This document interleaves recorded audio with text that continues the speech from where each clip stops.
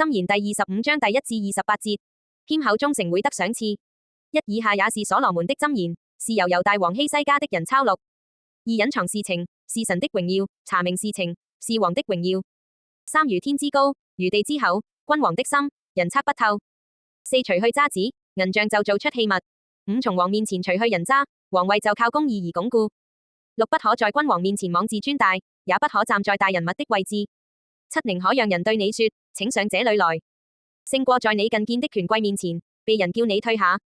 8不可冒失出去與人爭訟，萬一對方使你蒙羞，你該怎麼辦？9爭訟儘管爭訟，不可揭露人的隱私。10恐怕聽見的人說你可恥，你的惡名就難以洗脫。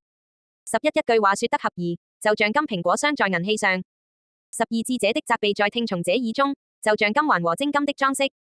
13忠信的使者讓差他的主人舒暢，就像在收割日子有冰雪的清涼。14空誇送禮卻不送，就像烏雲暴風，雨卻無蹤。15不輕易發怒，可以勸服官員；柔和的舌頭，可以折斷骨頭。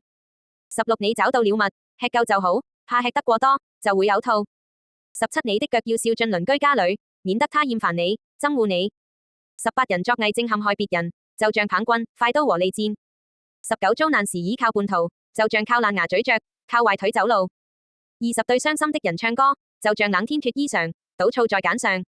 21如果仇敵餓了，就要給他食物吃；如果渴了，就要給他水喝。22因為你這樣做，就是把燒着的炭堆在他的頭上，耶和華會給你報償。23暗裏傷人的舌頭，挑起多人怒火，如同北風凜凜，引發暴雨滂沱。24寧可棲身房頂的一魚，也不跟愛爭鬧的婦人同住。25從遠方捎來的佳音，如同遞涼水給疲乏的身心。26義人向惡人屈服，如同泉水被踩贓，泉源被染污。